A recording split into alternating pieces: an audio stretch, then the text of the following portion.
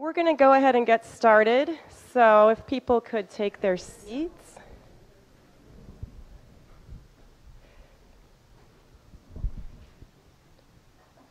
Welcome to the penultimate session of the Symposium. This session, I'm delighted to introduce Dr. Brian Bantum, who is Associate Professor of Theology at Seattle Pacific, and he will be giving his paper called Here I Am, Moses and the Meaning of Our Bodies. And as a respondent, I'm also delighted to introduce and welcome Geoff Twigg, who is Adjunct Professor at North Park and also Pastor of Worship and Adult Ministries at Elizabethtown Brethren in Pennsylvania. So welcome to both of you, and Brian. Thanks. Good morning, everyone. How are you doing this morning? Good, good. Glad to hear it. So I was here 5 years ago. It was my second year of teaching. We had just begun attending an evangelical covenant church. And so here I came in kind of like the heart, the bosom of the evangelical covenant church. And I was like, these people are all right. So my now married to an ordained covenant pastor, having been in our church for 5, almost 6 years now, it almost feels like I'm coming kind of back to a certain kind of family and kind of getting used to what it means to be this adopted son to these people who have resemblance, but we're still different, kind of figuring each other out. But the more and more I get to know of this covenant family, the more and more grateful I am to be a part of them and be counted among them. So the first thing I want to do, I'll only read a little bit of the paper because it's been a long few days, and at least for my sake, I need to stay awake. And if I start reading words, I'm going to start dozing, and that'll be bad for you. But I want to first kind of just offer a slight apology. First to Klein, who got this paper 2 weeks later than he was supposed to, which means that students who were going to read it got it 2 weeks later than they were supposed to do it. And then when you got it, you got a wonderful, unfinished paper with words that were missing and thoughts that were like, "Rrr." So hopefully today will be as much a clarification of what this paper is as it is anything else. But the reason why I offer the qualification is that the paper was written very much inside of and in the midst of a kind of particular real-world context.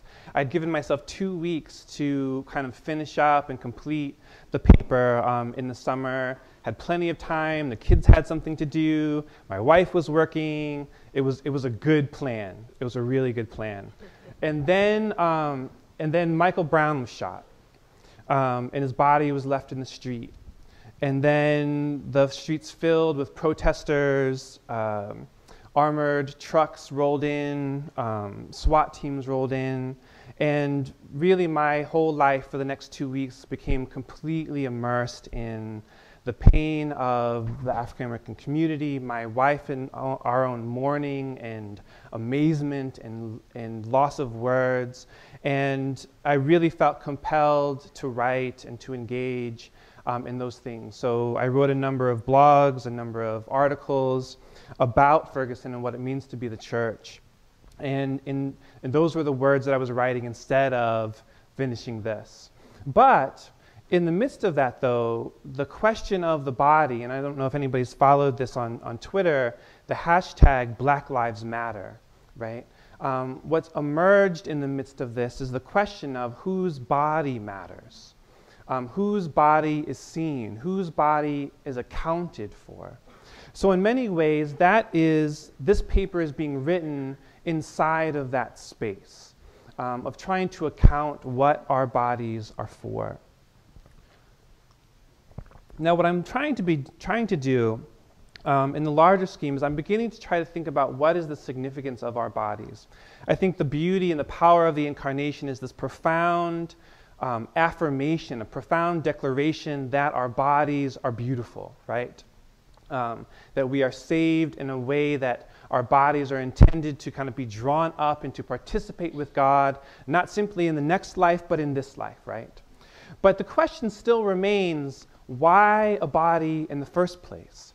And this is something that's continually trying to perplex me. It has perplexed me, and I'm trying to think about what is the theological significance of the body. And it has been a pernicious one even from the moment of the incarnation.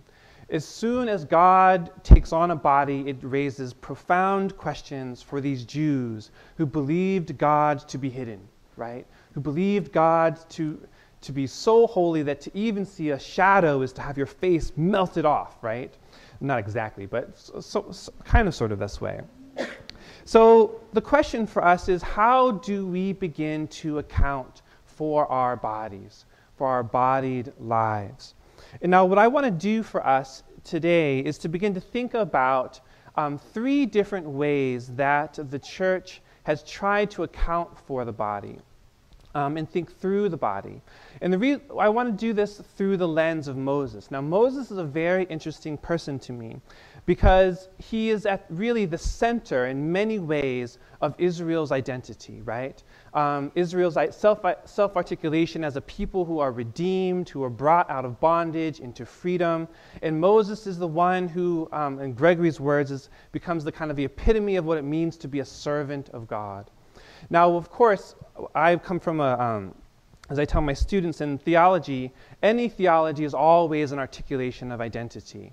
The things that we say about God are always bound to the assumptions and presumptions of who we are, right? The presumptions of who we are always tied and connected to the things that we see and that we don't see about who God is in the world.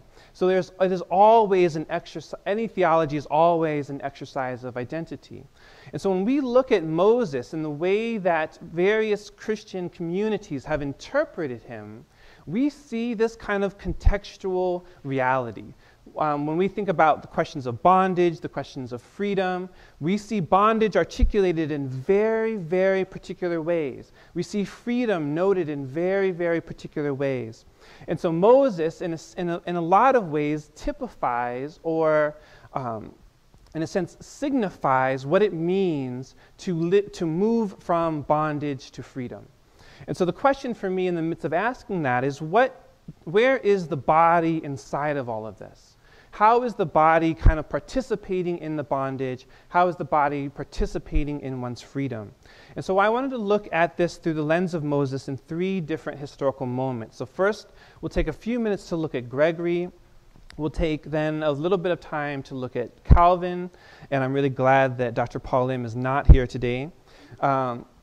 And then finally, we'll look at some of the invocations of Moses in African American spirituals. And what I'll do is I'll just summarize these parts quickly, and then I'll read the kind of last, more constructive part of the paper.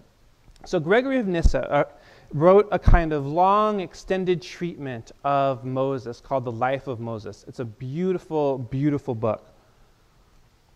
And in this book, he reads Moses allegorically.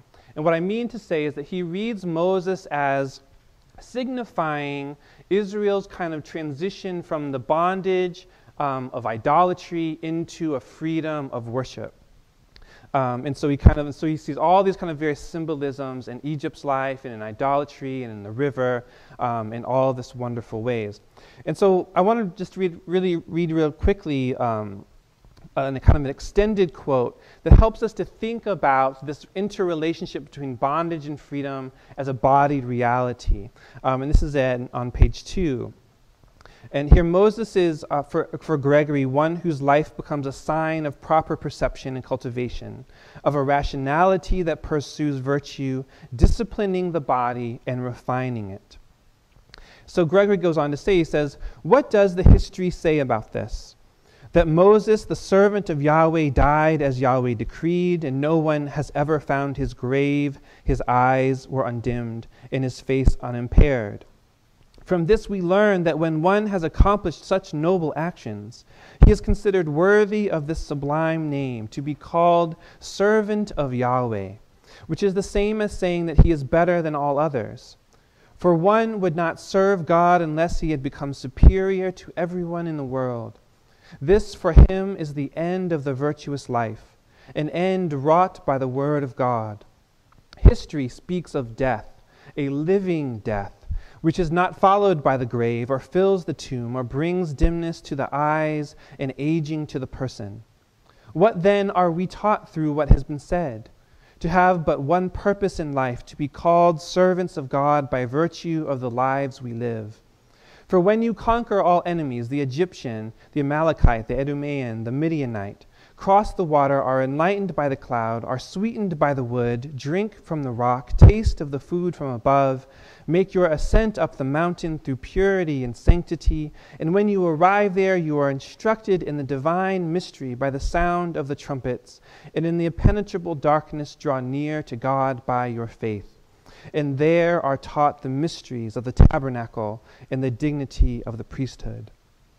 He goes on, and when you as a sculptor carve in your own heart the divine oracle, which you receive from God, and when you destroy the golden idol, that is, if you wipe from your life the desire of covetousness, and when you are elevated to such heights that you appear invincible to the magic of Balaam, and when you come through all these things, and the staff of priesthood blossoms in you, drawing no moisture at all from the earth, but having its own unique power for producing fruit. What a beautiful conception of the Christian life. And so notice for Gregory, he is not a kind of simple dualist, as so many people accuse the kind of early fathers of this kind of Platonism, right? But instead it is a deeply bodied life that is oriented properly by the Spirit, right?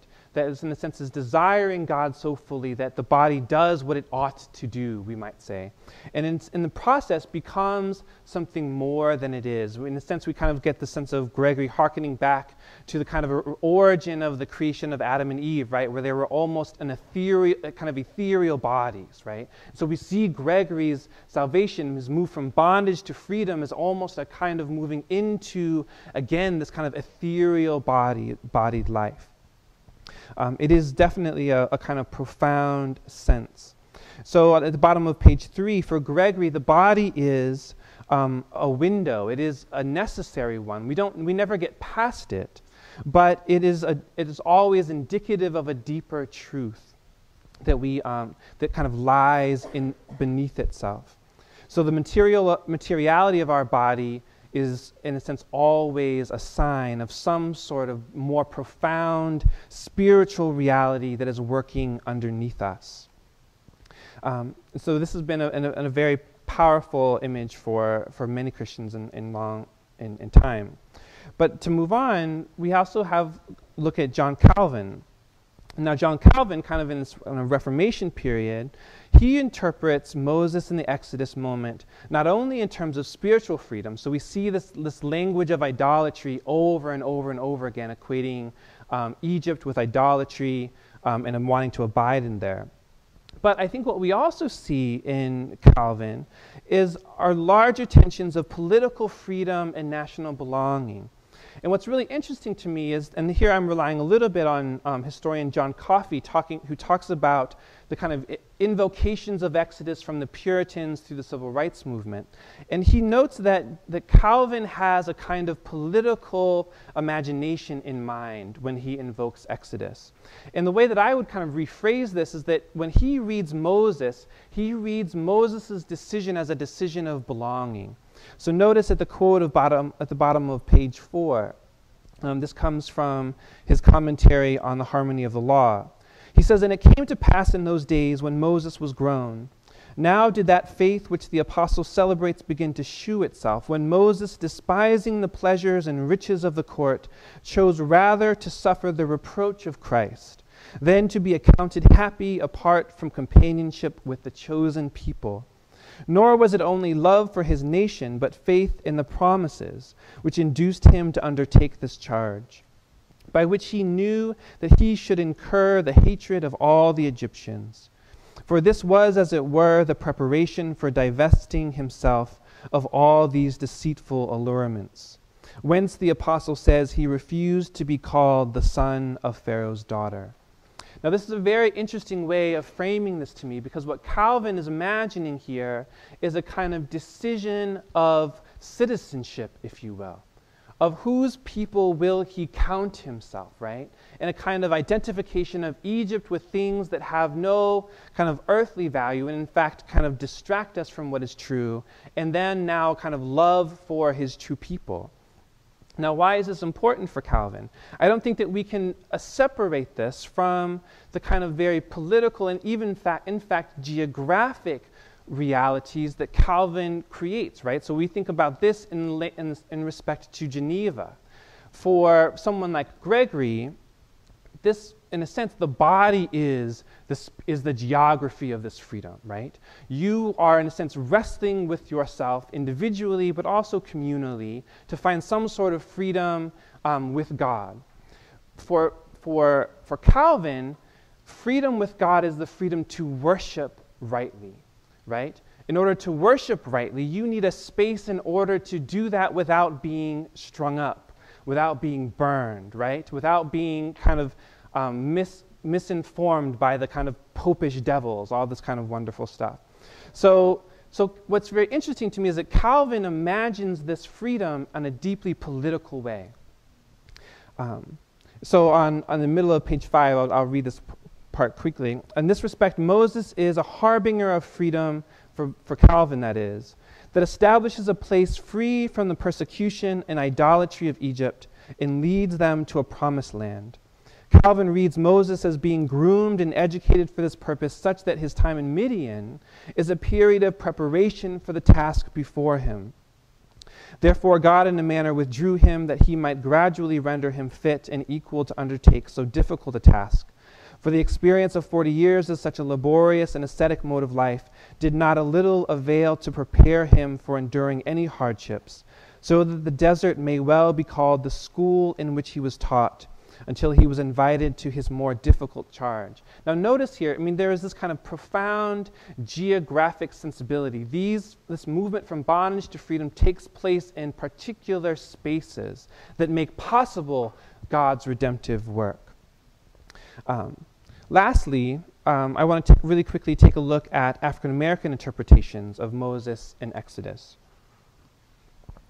Now for African Americans, and especially as early as some of the earliest confessions of slaves who have converted to Christianity was the invocation of Moses in the Exodus story.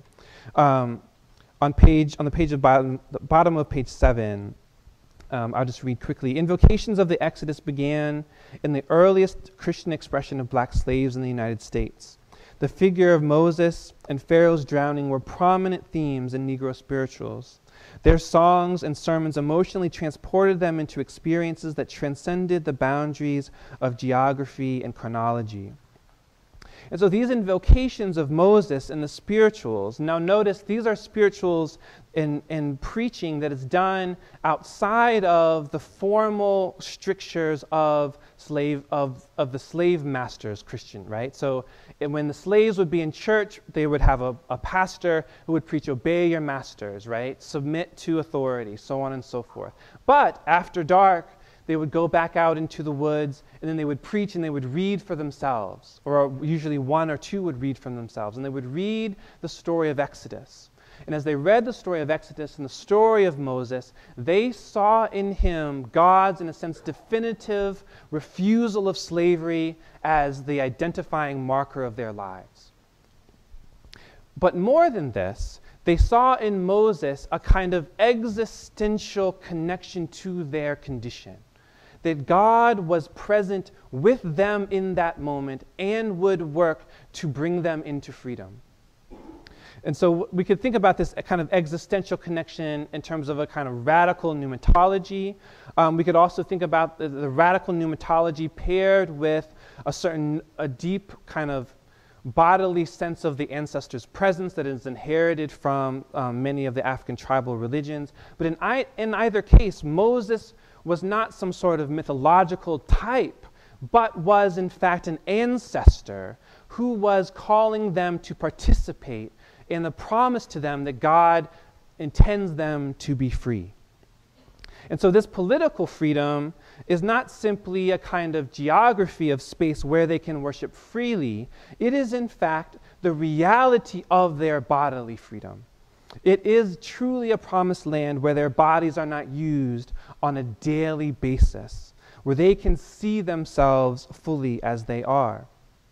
Now, one of the things that I'm curious about, though, is that, and I think this is true for Calvin, this is certainly true for Gregory to some extent, but we find this probably very pointedly in the African American invocations of Moses, is that on the one hand we have these profound declarations of our freedom, of the ways in which our lives should not be circumscribed by another, so on and so forth. And yet, inside of these churches, we have again and again very deliberate, pronounced examples of misogyny, right? So we have preachers such as Jarena Lee being told that they cannot preach because of their bodies. Later in the civil rights movement, we have incredible gifted leaders such as Ella Baker, who fundamentally started the SCLC, right? But they chose a male pastor as the head, as the director, because they felt like that was a more authoritarian relationship, or a more proper relationship. So the question for me is, how is it that we can articulate God's freedom in such profound ways here, and then turn around and simply abuse and delimit another in the very same motion? So in order to kind of begin to think about this, I want to articulate maybe a slightly different reading of Moses. And to do this, I'm going to, hopefully I have time, maybe, we'll see. It's not very long. I'm kind of thinking of Moses in terms of a threefold structure. That is to say, when I look at Moses, the one who is encountered at the burning bush, I'm asking the question in terms of human response and divine initiative: who is the human who is responding? Out of what reality is he responding? What resources does he have? How will he or she see the world in the midst of this encounter? And one of the things I think that we cannot forget when we look at Moses encountered at the tree, at the burning bush, is that he was, on the one hand, a slave, on the other hand, raised in the bosom of power, and lastly, was also a foreigner, an alien, an exile. And so what I want to ask the question is, how do these three realities of Moses' life, in a sense, coalesce in his human response to who God is? And so I'll take briefly a few minutes to look at each one. So as a slave and the oppressed, slavery is not simply about the limitation of a people's movements and the exploitation of their bodies for labor.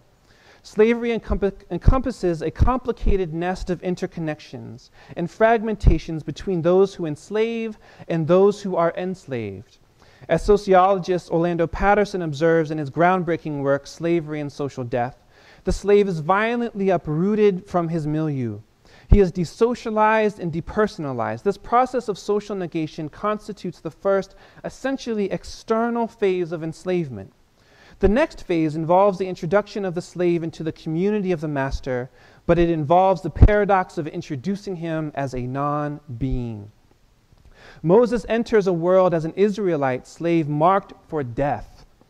These children are not human beings, but tools for controlling an alien population within their boundaries.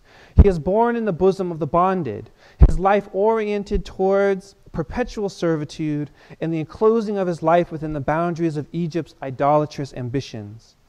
Israel's enslavement constituted the unfolding of an entire notion of personhood and belief within the confines of servitude towards Egypt and their gods. From the killing of the firstborn males to using women as tools for nursing children, the slave's identity was perpetually bound to its service to Egypt's aspirations and need. This reality inscribes upon Israel a disoriented identity, where institutionalized marginality, the liminal state of social death, was the ultimate cultural outcome of the loss of natality as well as honor and power. It was in this too that the master's authority rested. The slave came to obey him not only out of fear, but out of the basic need to exist as a quasi-person. However marginal and vicarious the existence might be, If slavery dictates the significance or insignificance of every moment in the slave's life, agency or personhood is only possible within confined moments of resistance or acquiescence. And in Moses' life, we see these kind of small, subtle moves, right, of resistance, whether it is the mother's decision to send Moses into the reeds, right, or whether it's the midwives kind of, "Whoa, Pharaoh, what are you talking about? These women are so strong and they come," right? But these are the only way that the slaves can somehow articulate their own personhood, right? They're trying in these kind of small ways to do this. We also see this in African American, the American slave system, where slaves would maybe work a little bit, they would work just slow enough to kind of hurt the master's profits, but not slow enough to get beat to death, right? And so, but this is the only way that they can articulate their personhood. So this is Moses' life as a slave. And so when he eventually is redeemed in a certain way, he has certainly, when he looks around and sees the people who look like him, right, he sees people who have been utterly depersonalized. In his walking through the palace, he hears how those people are talked about, how they're used, how their non-being, in a sense, is continually reinscribed upon them. I don't think we can imagine that Moses does not understand himself in this way. So when God encounters him at the burning bush, God encounters one who was once a slave. But at the same time, he was not a slave like every other slave, right?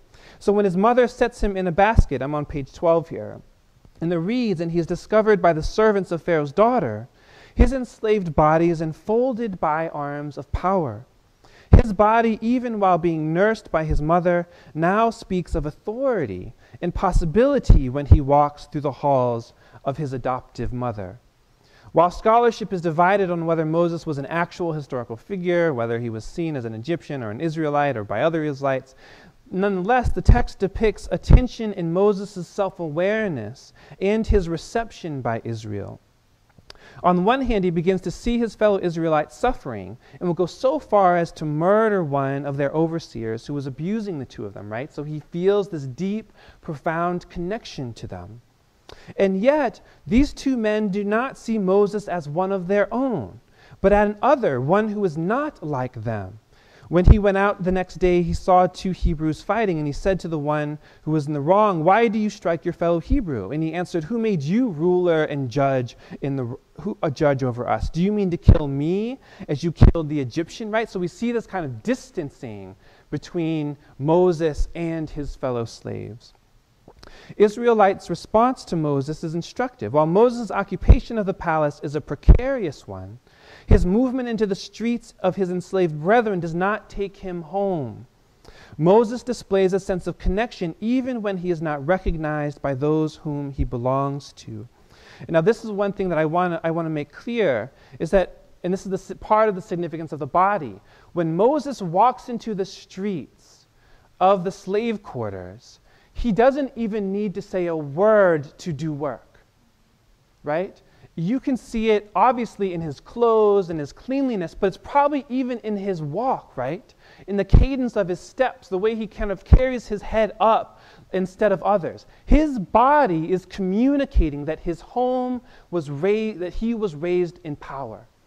There's something happening here. And then we see this even more profoundly, I think, in the presupposition that the Egyptian was one whom he could kill, right? So his fellow slaves are probably like, "What the hell are you doing, Moses? You're going to cause trouble for us," right? Because they know you do not do that. There are repercussions. Whereas Moses, as one who was raised in power, has a certain presupposition of his own agency, right? And even sees the Egyptian as the very least an equal, but probably even more so his subordinate, right?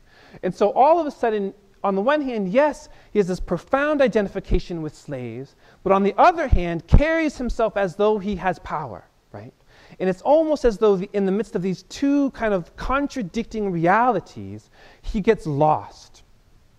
So this, when God encounters him at the bush, God encounters one who not simply had access to power, but in a sense, one for whom power was grafted into his very body. Lastly, we also see Moses as a foreigner or an alien. So obviously he murders the Egyptian. The Pharaoh finds out, and the Pharaoh finds out for, is mad for a lot of different reasons. But you can imagine this slave, this non-being who I let walk through the halls of my place. Who the hell does he think he is, right? So it's not just any other, and it's not any kind of murder. It's a murder that, in a sense, rebuts or refuses the Pharaoh's kindness or his place. It is a kind of murder that could literally cause a revolution. And so Moses is rightly fearful. So he leaves, he goes out to Midian, finds a wife, and lives for 40 years. Now, in the midst of this distance, what I'm kind of interested in is the way in which his life becomes, in a sense, grafted into the life of another. It's a third space that functions. And now I wanted to ask this question: what then does the exilic life begin to graft into his body? To help us here, we can look at Edward Said has a really powerful quote, and this is on the bottom of page 15. He writes, For an exile, habits of life, expression, or activity in the new environment inevitably occur against the memory of these things in another environment. Thus, both the new and the old environment are vivid, actual, occurring together contrapuntally. There is a unique pleasure in this sort of apprehension, especially if the exile is conscious of the other contrapuntal juxtapositions that diminish orthodox judgment and elevate appreciative sympathy. There's also, this is my favorite line, a particular sense of achievement in acting as if one were at home wherever one happens to be. But of course, what we get when we see Moses name his son is not a sense of home in many places, but a sense of being a foreigner everywhere, right? That this very fruit of his body now is named as a kind of non-belonging in these places. So one of the things that we have to, I think, consider is that when Moses is encountered at the burning bush, here we see the son of Jochebed, the son of Pharaoh's daughter, the husband of Zipporah. And I think there's a very interesting way of surrounding him with these women, right, who actually are the agents of his redemption in this very powerful ways. Who then is this man who gets encountered? So when he is encountered by God, and God says, I need you to go, and he says, and then Moses goes into this litany of reasons why he can't, right? And we kind of think about this, oh, isn't this great? Moses is showing us all this kind of humility, and he doesn't really want to be. Moses knows that he doesn't belong, right? So think about this kind of foreignness when he says something like, I don't know how to speak. Right? We might say, oh, he's not very articulate, and there's been this very interesting work in disability studies about kind of connecting this to kind of maybe a slowness of speech. But on a very visceral level, the man didn't grow up speaking the language of these people whom he's going to, right? He comes in with an accent. Even if the language is the same, he comes in with an entirely different frame, but not just the frame of Egypt, but also the accent of the Midianites, right? 40 years he's been with these people. He does not know what to say, and his unknowing is so profound that he doesn't even know what to tell the Israelites what God's name is.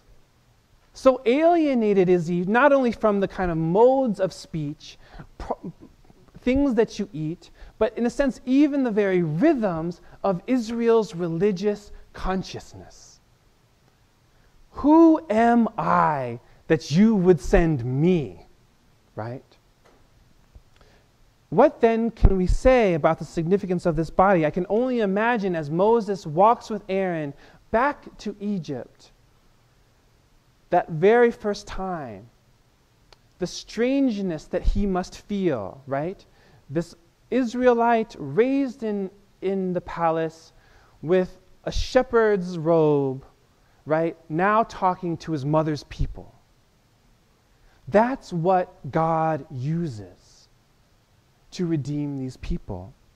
I can't help but wonder if the ways in which Israel is reflecting on Moses is somehow indicative of their own self-understanding as a people who perhaps in some moments have power, in some moments are persecuted, in other moments feel a kind of profound alienation with the world.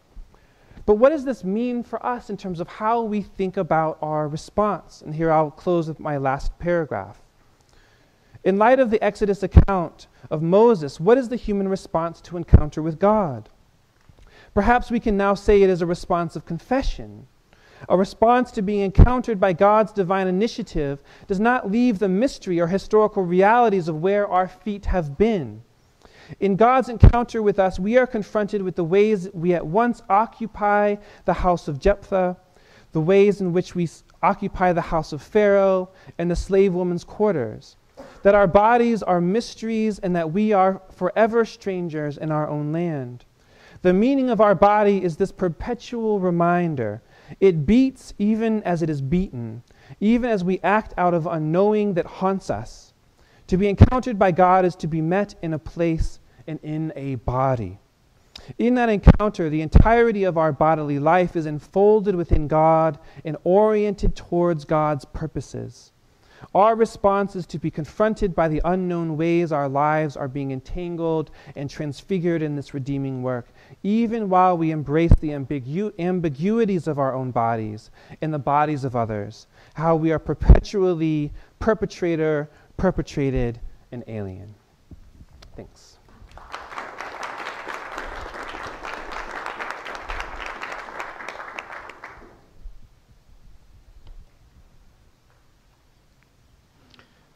Thank you, Dr. Bantum. It's a real privilege to be standing here. And rather than argue with a somewhat incomplete paper as I received it on an academic or critical approach, I've decided to take a pastoral approach, which I hope is somewhat complementary to the direction you're going in. I find Dr. Bantum's voice particularly fascinating because he's a theologian of identity, and what's more, as well as blogging and writing and speaking about it, he lives it. He's an African American married to a Korean American and commenting within his community in Seattle and beyond on issues that are immediate, deep, and trying to provide some emphasis where it's deeply needed. His recent comments about Ferguson have been particularly enlightening, I think. And as a consequence, this paper addresses the interplay between God's initiative and the human response, and the role of identity within it, with special reference to the Exodus narrative. We're asked to consider how Moses, who might today be considered a third culture kid, becomes the great leader of the Exodus. And this paper begins with the question, why do our bodies matter, particularly with reference to the public demonstrations in St. Louis? And more specifically, how do our bodied lives respond to encountering an initiative from God? And Dr. Bantum then goes on to explain his choice of Moses is significant in the recognition of Israel as God's people, and God's desire that these people be free from slavery, free to be God's people, free to be an independent nation, and particularly, of course, free to worship.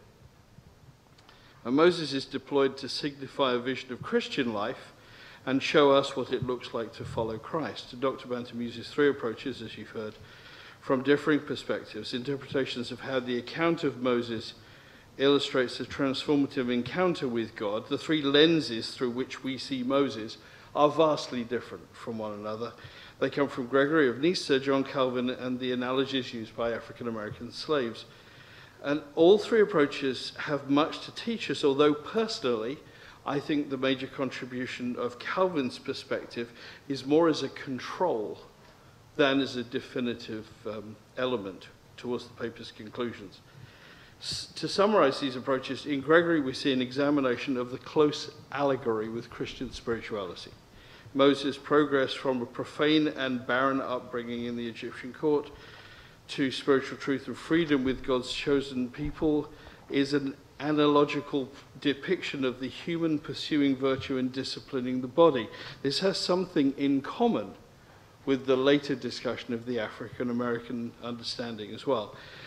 Calvin, in contrast, sees the life of Moses as an exploration of political freedom and national belonging.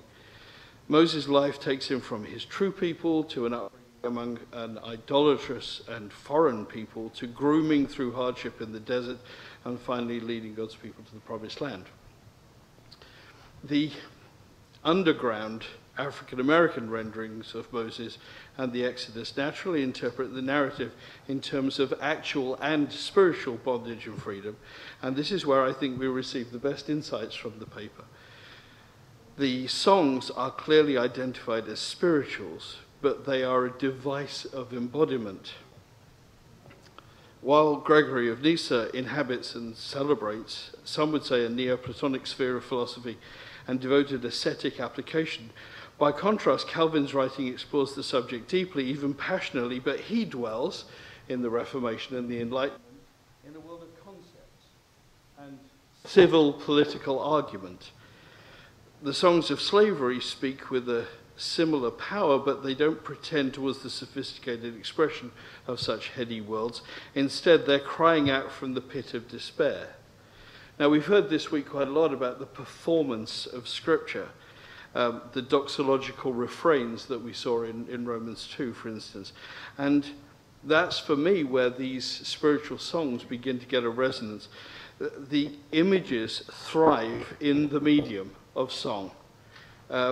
Song provides a meditation, a celebration, and an adoption of the vocabulary through music. And these songs give an expression to our identity and our relationships and our narrative. We join in the song and it becomes our own story. I want to borrow for a moment Stuart Briscoe's pun about the epistle to the Philippians in his commentary title, "While such a soul may be bound in chains and suffering, it is bound for freedom." At the beginning of Dr. Bantum's paper, he refers to the work of Judith Butler, who argues that aspects of identity such as gender and race, rather than being inherent or essential, are meanings imposed upon us. But invoking these ideas, Dr. Bantum takes us implicitly to the thought that we're defined by what we say we are, or perhaps by what God says we are, and further defined by our physical enacted response in encountering God's initiative. Language and culture may play a role, but God has the first and last word. And it may be argued that while Moses is a good choice to illustrate political and personal freedom and the spiritual analogies that may be drawn, there are other characters in Scripture that would usefully illustrate other types and models of response to the divine initiative. And one might think of Abraham, who is seen throughout Jewish history to represent a faith response, or David, who responds to God's redemption knowing his own fallibility. In contrast to his son Solomon, David knows what he's saved from. Isaiah is also often quoted as an example too in his response to the presence and call of God in chapter 6.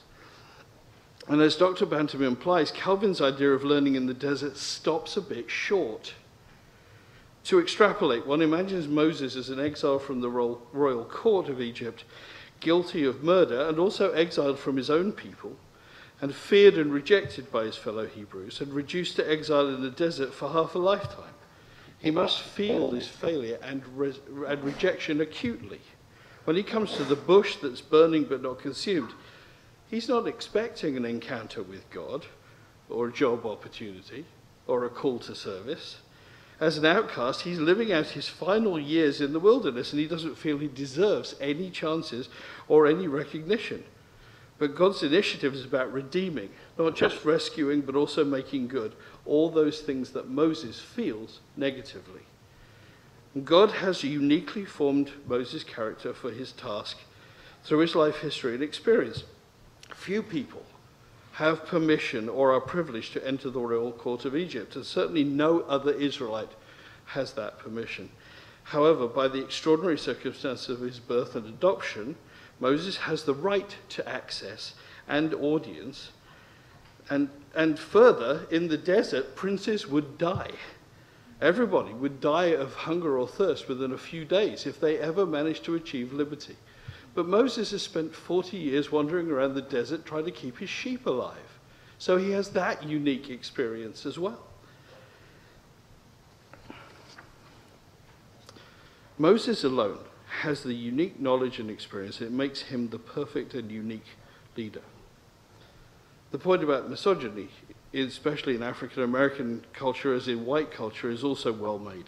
There are quite a few faithful women inextricably seen to lead the leader throughout his life story. Admittedly, the three main characters are Moses' mother, who becomes his wet nurse, the Egyptian princess, and his wife Zipporah. But other characters include Moses' sister, who becomes a major character later in his life, the Hebrew midwives, and the attendants to the Egyptian princess. Even a narrative that is mired in and emerges from a patriarchal society cannot conceal the truth that God uses women around Moses in powerful ways. And this is incidentally poignantly portrayed in the Asian feminist drama called The Exodus Story.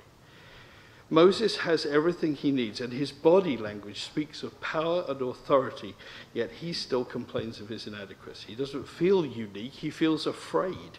And his fear is less a fear of the Lord, but more a fear of rejection. That's still relational. He tried to be an Egyptian noble, and he tried to be a Hebrew and stand up against oppression, and at the burning bush he probably doesn't even feel like a very good shepherd or husband. Rejection and failure are cumulative in the human psyche, and we can see from Exodus 3 and 4 that Moses has taken them on board. He's both discarded privilege and adopted guilt, seeing the bush what drives him towards a transformative and transcendent encounter. It's more curiosity than devotion, it seems. He receives his call reluctantly, even trying to reject divine endorsement. And whether he's resisting God's call, arguing with Pharaoh, or leading Israel, Moses is truly persistent. Later in the Exodus narrative, we read that after his close encounter with God, Moses' face is shining. This may be a simple physical report, but it seems more that after such reticence, Moses has finally taken or begun to adopt his true character and calling from God. He not only receives and imparts the law, but also the godly character it elucidates. Towards the end of the paper, Dr. Bantum hints that we might use Moses as an example of what it means to live into transformation. I'd love to see that point expanded. In finding our identity and responding to God's initiative, such exemplary leaders are helpful. Like Abraham, we must believe. Like David, we must repent and be saved. Like Isaiah, we must confess our sin, be cleansed, and hear God's call. And like Moses, the gifts and calling in our life are clearly formed by God's initiative, clearly visible in our obedient response. However much we may have believed the script of failure and rejection, God would have us know the truth, walk in the way, and live the life. As Dr. Bantum puts it, for Moses, God's purposes and presence are not abstract ideas, but the ground he feels beneath his toes at the burning bush. We're not our fears or our insecurities. We're not our imperfections or failures. We are who God says we are.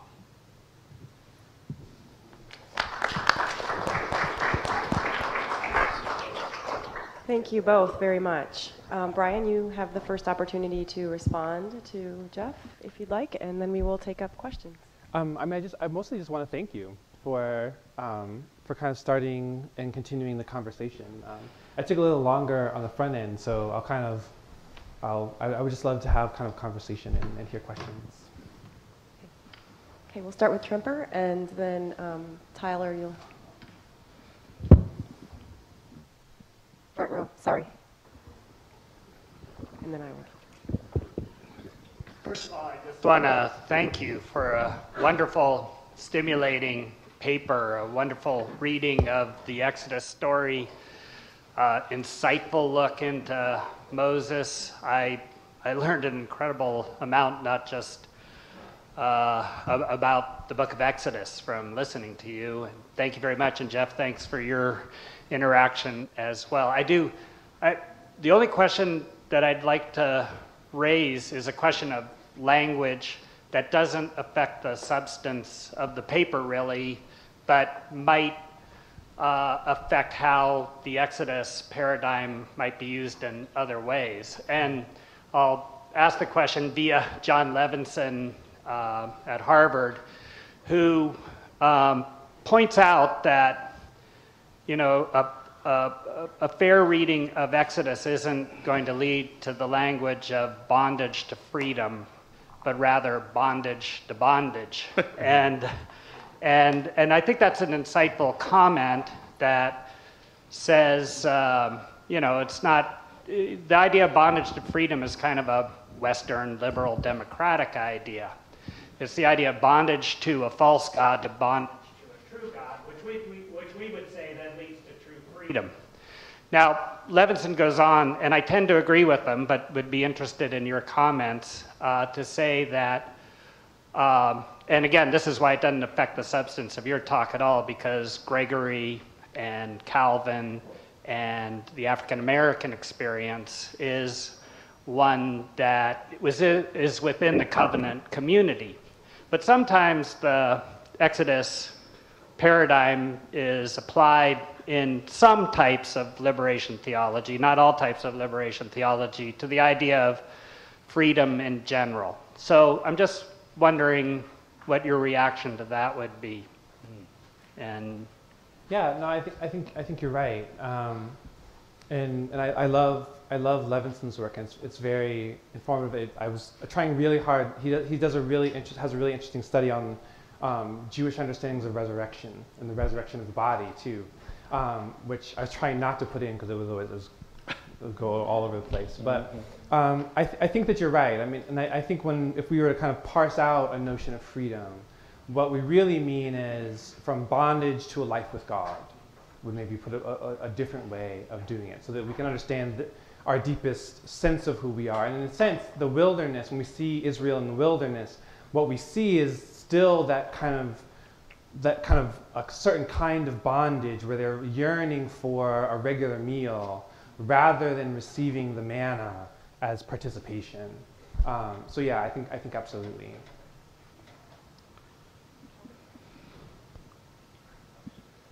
And be sure, especially because we're being filmed, you just remind us who you are and speaking. I'm going to sit down since he's right behind me. I'm Calvin Fortenberry. I'm an MDiv student at North Park University, and I enjoyed your paper. I enjoyed the response. Moses as slave and identifying with the nurturing of his mother, empowered the nurturing of his adopted mother, and in exile, his wife, and how all three of those experiences were grafted into his life experiences and who he was. And I wanted to hear more about that grafting in your perspective from the women's point of view, because you touched on some other things with the patriarchal system and how maybe we lose. When I look at Moses, I think there was hope in all three aspects of his experience.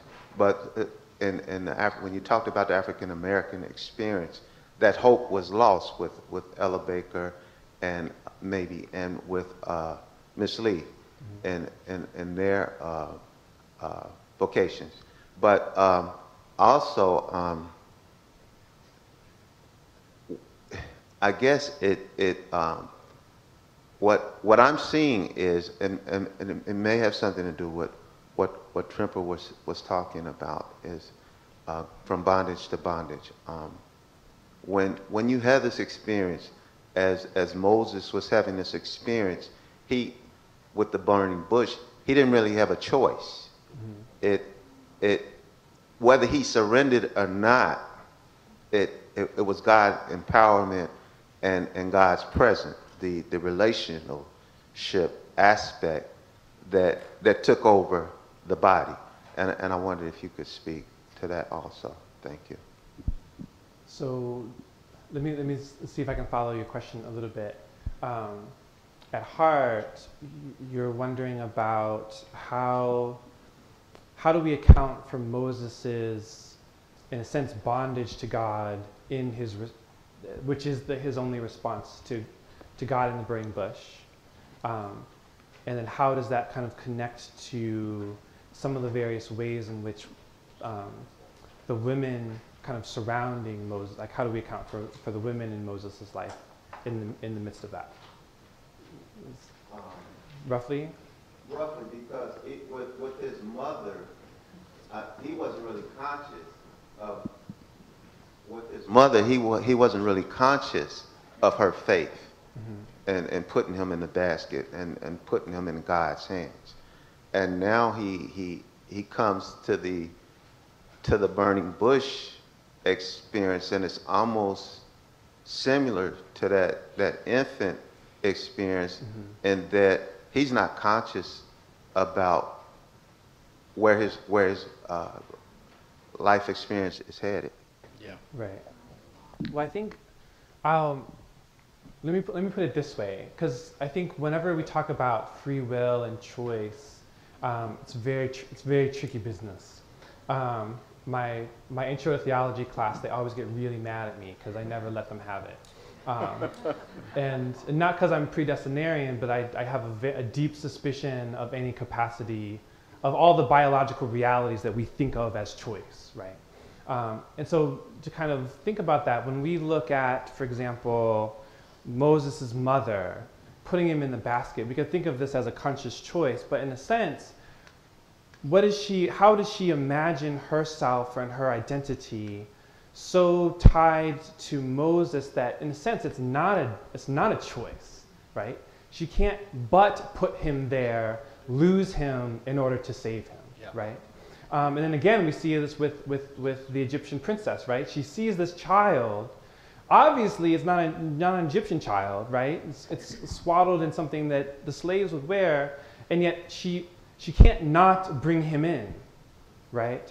And so I think part of what we're starting to see, and part of why I think this language of the body is really important, is that if we don't attend to the ways in which we are fundamentally tied to one another, the ways in which we are always perpetrator, perpetrated, and alien in various different ways, what it does is it actually begins to narrow what we understand as necessary to ourselves, as what is a choice, right?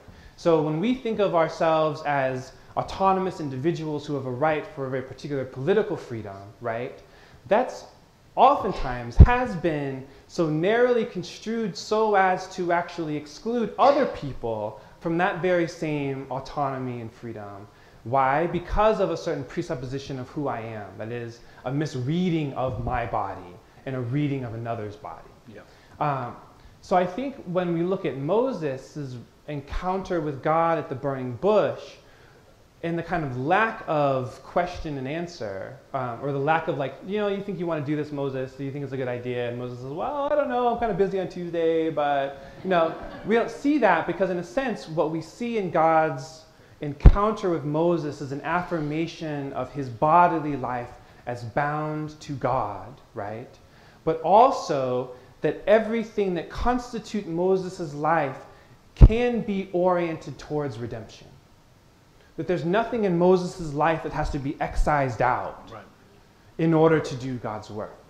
And to me, that's the powerful thing. It's not a matter of a decision. It's about a matter of recognition that God has become like me so that I can become like God.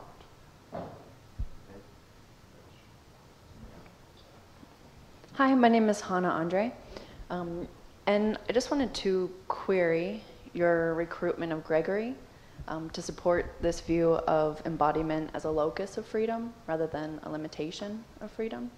And so even taking his life of Moses, he uses Moses as a figure for the soul's ascent to God, right? And for Gregory, that includes kind of an overcoming of differentiation. Right? And for him, famously, even kind of gendered embodiment, right? That will be eschatologically overcome. Right? So I just wonder whether you would find, kind of be able to support that point better with a patristic figure who is challenging this kind of originist interpretation rather than a representative of it as Gregory is.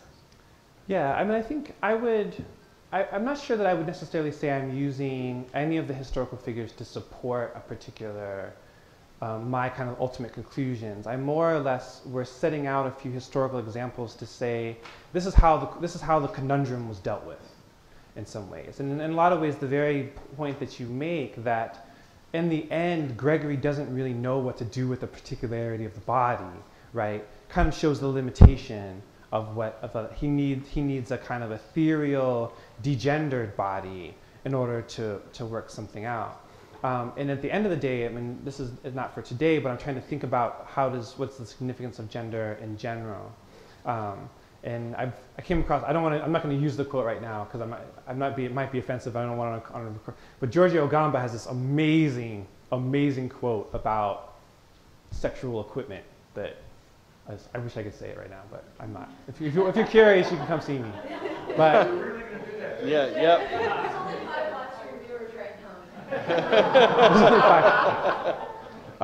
okay, let me find it. And then, so what Agamben is doing is Agamben's thinking about this idea of inoperativity. Like, so he has a book called Nudities, and he's thinking about the glorious body, what's the resurrected body? And he's asking this question, like, well, in a resurrected body, you don't need your penis, your vagina, your intestines, because, because you don't need any of those things. You don't need to reproduce, you don't need to digest, you don't need any of that stuff. But why do you still have it?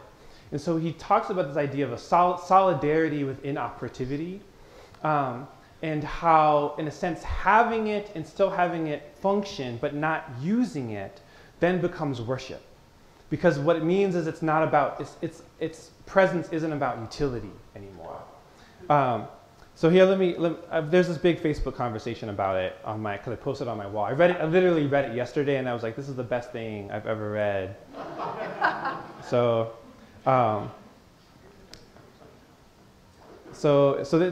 he writes, he says, there is perhaps nothing more enigmatic than a glorious penis, nothing more spectral than a purely doxological vagina. Isn't that awesome? So I just I don't know, I mean, drop the mic, right? That's where Tremper was on Wednesday. On Wednesday. There you go. Yeah. Don, you're next. You guys are on the same page. And then Larry. Don and then Larry. Thank you. Don Nelson, I'm a local pastor, and so my question leans toward pastoral application, and you've just begun to touch on it a little bit, but the fact is that there are some people who hate their body or fear their body or feel betrayed by their body, maybe because of disease or disability or gender confusion. I have a teenage daughter who has a disorder that causes chronic physical pain. She sometimes hates her body. So how do we respond to that? What are some of the implications for the human response to divine initiative when the body that you have to respond with is something that you don't trust or something that you hate even? Well, I mean, I think in a lot of ways, I feel like this is part of the promise of this passage, is to say that even if we think about something like language, right, where you grow up in a certain community and you can't roll your R's, say, right? And then you go and you're supposed to be able to roll your R's, but your body literally, it can't do it, right? And so in a sense, I mean, to some extent, I almost kind of imagine this is Moses. I can't make that sound. No one will believe me. Like, I can't articulate it. How can I do this? And God's, in a sense, refusal of Moses' refusal, right, is an affirmation of the bodily way that he articulates that sound as best he can, right? And at the end of my first book, Redeeming Mulatto, I talk about this idea of a kind of transfigured personhood, that what the incarnation does is it transfigures the particularities of our body. So the burning bush, even to me, is actually a very powerful sign, because it's that bush that bears those fruit in that spot in that place, whether it's in its barrenness, whether it's in its drought, whether it's in its plenty, that God will speak, right? And so regardless of our pain, regardless of our incapacities, and not even like thinking past them, what it's saying is, in that reality, your experience of the world, I will speak, right? Now, is a possibility of healing? Perhaps, but perhaps not.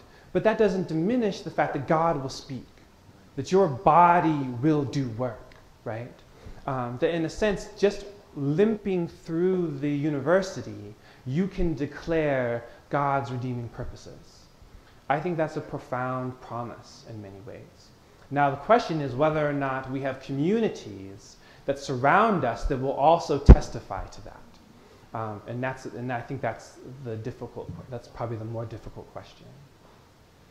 Moses had an old body too. Yeah, he did. Mm-hmm. Yeah. That's another point. Yeah. Yeah. I want to testify to precisely the truth of that. In 1993, I contracted a heart virus, and it took my heart function down to 10% within about 5 years.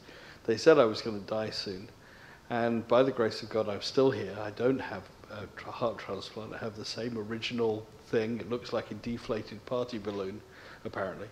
And the only thing it's really brought on is a profound case of type 2 diabetes that behaves like type 1.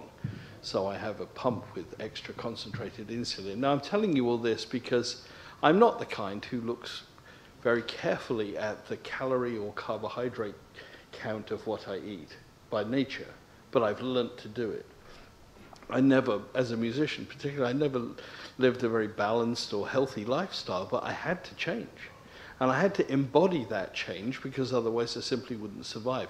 Yeah, there's a miraculous strand in my healing as well.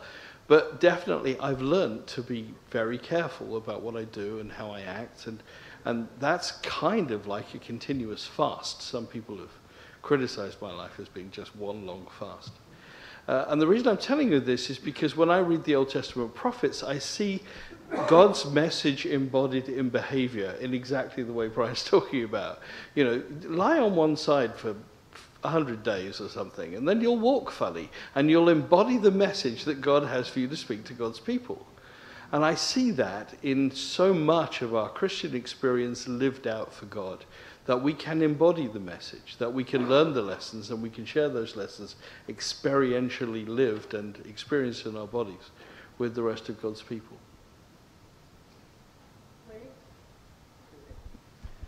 I'm thinking of your concluding paragraph and throughout your tripartite understanding of how our bodies are marked. And it reminds me of actually Derrida in his Circumfessions, which he brings Augustine into the body by using that term, circumfession, talking about circumcision as a Jew, but he talks about himself as Arab, French, and Jewish.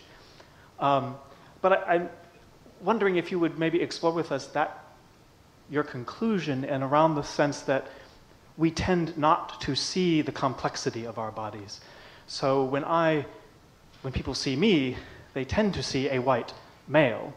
They don't see the complexities of that my father was a German immigrant to the United States after World War II and was treated like a black person in a sense. He was called names, and that affected his own body, his own carriage. I grew up with stories of my Swedish immigrants. Now, my Swedish immigrants who told me that story were privileged white people, but there's always this complexity, but often I find that people don't like that I, as a white male, talk about this complexity because they don't see my body as one that embodies these different things, Arab, French, Jew, immigrant, privileged. So maybe your conclusion push you to talk a little bit more about your conclusion. Yeah, I mean, I think the reality is that what this story says is that on the one hand, yes, you have a particular history, right? But you also can't escape a place where the visuality of your body does work that you don't want it to do, right? And so this is a very important reality for me as a mixed race person. When on the one hand, I can say, yes, I'm African American. If I wouldn't be here 40 years ago, right? That I would be marked, I couldn't vote. There's all kinds of realities that I have. At the same time, though, my very same body would have a kind of privilege because of the very mixture that marks me in different ways, right? That I have a kind of visual ambiguity that doesn't mark me like another mixed race person who's going to be identified as black, pulled over by the cops, possibly shot, right, with no probable cause. So while I say, like, yes, my father is black, and I try to live into that, I always have to be conscious of the way in which the visuality of my body does not announce that, right? So then there's this language of discipleship. Discipleship is what? But living into a reality that maybe is not seen, right? I have to perform into it. So I have to identify with these people, not simply by narrating my genealogy, right? But by, in a sense, trying to conform my life into theirs in such a way that it does work that, in a sense, defies the visuality of my body.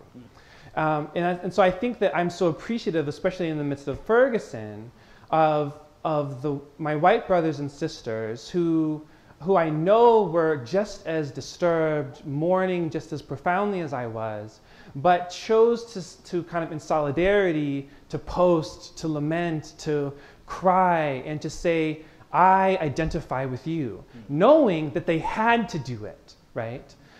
They have to do it because their whiteness is something to overcome and to display in solidarity. It's never going to be presumed. That's exactly right.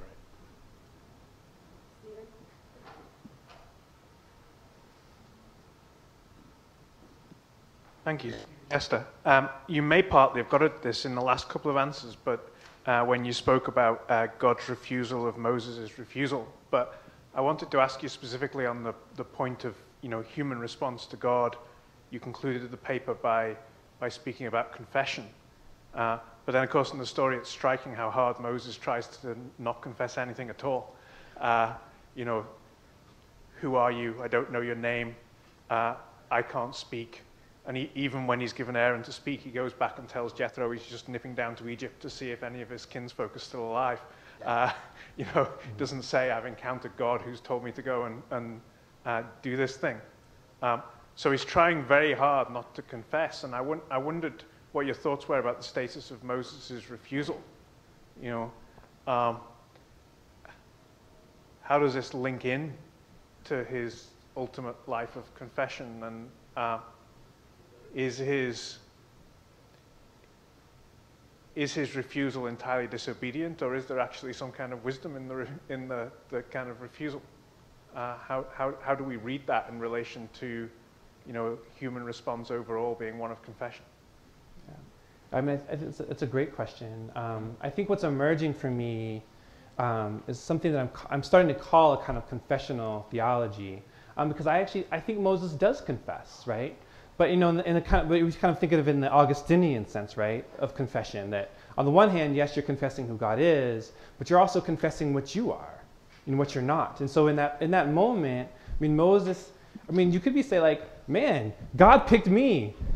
That's right. I'm something. Look at me, right? I'll do whatever. Give me that staff. I'm gonna kick some butt, right? But what does he do? But his confession is actually a confession of what he's not, right? It's a profound recognition of his incapacities, and that he's an empty bucket, for lack of a better word, right? And so part of that, and I think this is the kind of this is what's so important to me about Moses, is that how much of our Christian identity comes out of a kind of triumphalism that we presume we've been chosen, right? And therefore we can choose rightly where we ought to go, rather than in that confrontation being, dear God, why? And being so aware of our incapacities, right? Because once we acknowledge and name our incapacities, we allow God to fill in the gaps, therefore, and thereby allow, hopefully, prayerfully, the redeeming work to be God's work and not our work. I think if you look at so much of the mission work of the church, it comes out of this really distorted sense of confession that I'm it, right? Rather than a confessional recognition of what I'm not.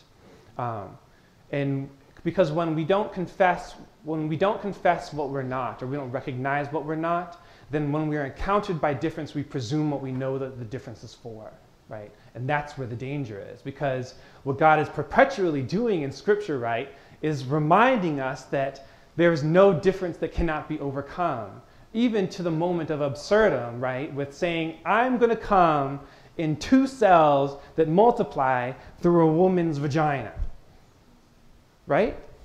Hello, God! And that's not what people were thinking. And so I think Moses is the model of confession in a lot of ways. And then in a sense, his affirmation comes not in like, oh, yes, you God are these things. His confessional affirmations comes in as walking and picking up the stick. Can I just add a little thing? I think Moses' life experience of rejection and isolation has also led him really only to trust his own counsel. And when God tells him to go to Egypt and maybe even take the elders, it isn't maybe, it's definitely take the elders of the people of Israel and go and talk to Pharaoh about setting the Hebrew nation free. Moses goes basically on his own and then builds single, controllable relationships that he can rely upon rather than leading the people in a commanding fashion. I just think Moses has been made into an individual who then learns to live in community. And that's part of the beauty of the model that we can learn to follow as well. Denise and then Becky.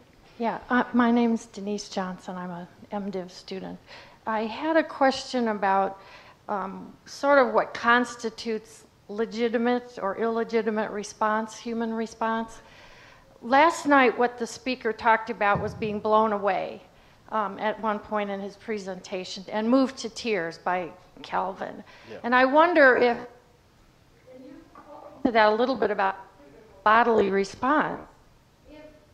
If somehow, when we look at our human response, if yes, we have free will and a choice, but if in some ways we're so overcome by something, whether it is the initiative or what, that we can do no else than respond physically, or which leads us to then respond to do something, action, to some kind of action, that it's not just an intellectual, we're not arguing with God like Job did initially, we're repenting, or we're going to Calcutta, or we're forming a monastic community, or we're starting civil rights. I mean, if there's something that in order to legitimate the human response, it requires our physical response initially and then action after that.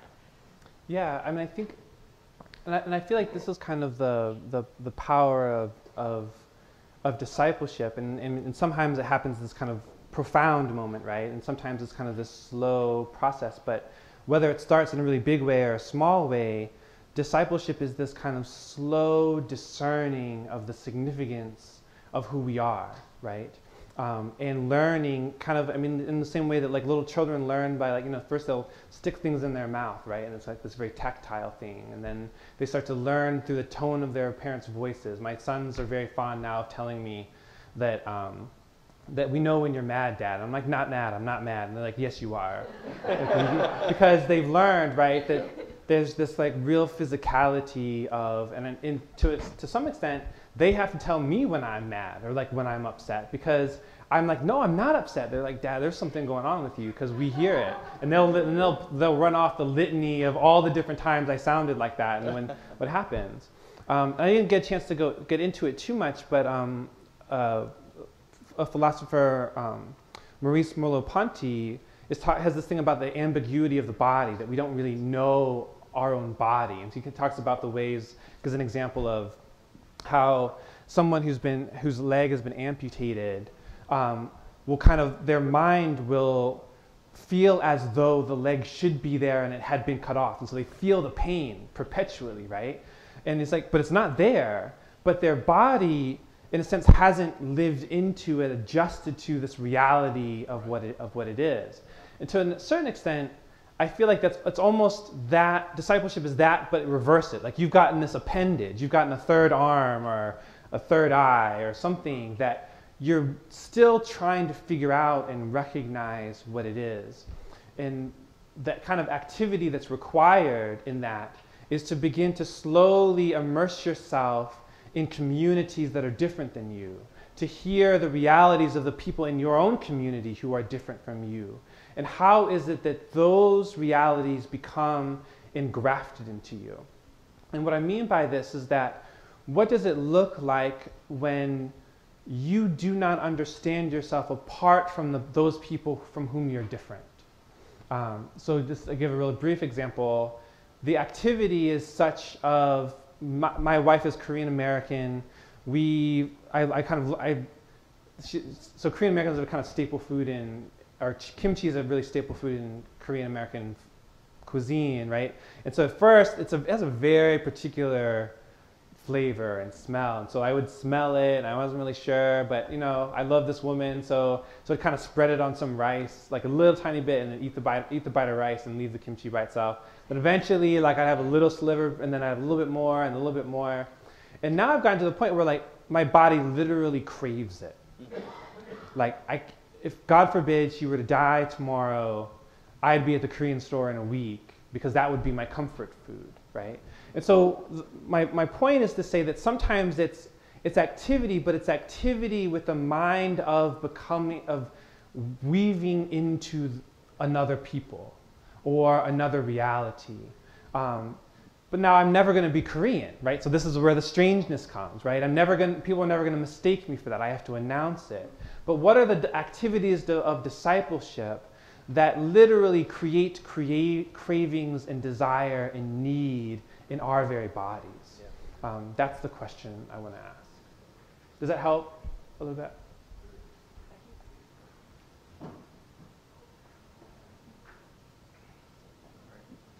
I don't know if I should stand or sit. Fred, should I stand? Stand? Okay, I guess I will stand. Fred Wilson, MDiv student and pastor. I have a question. You opened up your talk by saying any theology is always an exercise of identity. Did I say that right? Mm-hmm. And I have I guess a question that leads to a very practical application as a pastor, right? And when you ended, you talked about how Moses, even at the burning bush, is hesitant to respond to God because he's unsure of who he is. Why would you choose me? Who am I? And so just as I was thinking of that as a pastor, I mentor and deal with a lot of not just young and adult, African-American males who don't know who they are. And I could say, oh man, you could be a great deacon, you could be a great youth leader, but they're so hesitant to that, can't even get them to come to church faithfully because they're unsure of who they are. And so I guess my question is human response to God limited by my own identity, or back to the chicken and egg, is my response to God, does that start my identity? Does that really define? I don't know who I am until I respond to God. And if so, back as a pastor, how do I get the young man to see that? You're not going to know who you are until you. So, am I making sense? I don't know if I'm articulating my thought. I mean, I think that's a great question. And I think in a lot of ways, I'm going to go all teachery on you and say it's both, right? That, and part of that is because God is not limited in the means by which God makes God's self known. So on the one hand, so I didn't grow up in the church and kind of lived this life and was doing my thing. And next thing you know, my father has cancer and the whole life changes. And through his change, I see a different possibility for myself. And his relationship kind of creates all these questions in me that I didn't realize, right? So there was like kind of like big Damascus Road kind of moment. I wasn't living a bad life, but since I was profoundly lonely and I found community in this space, right? So God meets me there. In a lot of ways, my questions and my discipleship are grounded by like, who do I belong to, right? And so eventually the kind of questions of my racial identity coincided with my questions of Christian identity. And I start to kind of work that out over time. Now for my children, they're unfortunately or fortunately, they're the sons of a theologian and a pastor, right? Literally, I mean, Scripture is pouring over them in the womb. They can't help but do it. How then do I can't reproduce this in them all of a sudden, right? So what Gail and I have done is we said, we don't have like family Bible study times. We don't have like strict ways that you have to believe. We say, no, we believe the truth of our life, the truth of our community testifies to who God is. And you can ask whatever question you want. And I really do believe that when they go to school, school will feel strange to them because of the truth of what our house embodies, right? Now, my sons have all been baptized, and they'll say they're Christian in different ways, but they also ask questions in some ways. Now, which way, is it it's the chicken or the egg thing? At the end of the day, I think that God meets us and draws us in ways that are radically particular to us. And so this is why we need community, because we need different people that could potentially resonate with the particularity of the other one, right? You can't be everything to everyone. I remember when my wife was first leading worship in a church that had, for a long time, only had male worship leaders. And so she was doing her thing, she was singing, and I was standing with her as all these women would come up and say, this is the first time I could sing. Because it was in a key that their voice could resonate with, right? And it wasn't until that moment that that these women imagined, oh, I could do that, right? When she preaches, if anybody's seen my wife preach, you need to, but the woman is power and glory. I mean, she was more or less formed in the African American church. She preaches she just brings it, right? So here's this Korean American woman, everyone's thinking one thing, and next thing you know, she's bringing another. But what it does, though, is that for men and for women, it says, look, your body does not have to dictate how you articulate the gospel, right? And so all of a sudden, you had all of these women, especially, who were saying, wait a second, I can be strong, I can be funny, I can be engaging, I don't have to be afraid of raising my voice. And that's what I think I could do, but I never saw it before, right? So I think that in a sense, this is the profound beauty of the community, is that God moves through these particular resonances. And that sometimes the resonances come 20 years down the line, sometimes they come from the womb and are so like embedded in us we don't even know what they are, right? I think it's both of those things. We still have two people on the list, and Rebecca, you've been patiently. So Taylor, do you want to give the mic to both, and they can raise their questions, and you can sort of sorry, I'll be short. Your last I get minute. talking. There's two. Tyler, yeah. Hi, my name is Sarah Wilhelm Garbers, and I am a second-year student in the PhD program at Loyola, and then I'm on the preaching team of a First Coven Minneapolis. I'm going to start with just a gush, which is thank you. Like, I loved your paper. Oh, thanks. Like, really. And also, I know you, in the time when Ferguson was happening, your stuff on Syndicate that was out was really great. Do you know Silas? I'm good friends with Silas. Oh, yeah, that's the connection point. So, so I'll just say that, and just the way like you, I think, continue to bring us in this conversation, especially that bodies matter, and that you in your paper talk about it in terms of the multi-locality, or you said a theologian of identity, but how I just like what you're doing with Moses blew my mind. Like, thank you. Thanks. So I'll start there. The second thing is that I wanted to say is really appreciated your employing Butler. And there's two reasons for that. One is the bodies matter. The second is kind of a question. I think she's a larger conversation partner, and I might be wrong here, than you note here, in that you're bringing up Merleau-Ponty and the ambiguity. And I really appreciate what you're doing with ambiguity, and also kind of this question about our inability also to fully capture or narrate even our identities, and the way that seems to be intersecting and weaving into your paper. And finally, where you end with confession. And I just want to, I know you've done a lot around bodies and embodiment, and I just wanted to more affirm that, confessional theology, I would love to read you writing more on that, and to take what you're doing in this last part of what does a confessional theology that embraces and understands ambiguity, all this stuff. I mean, you've been responding to all of us on this.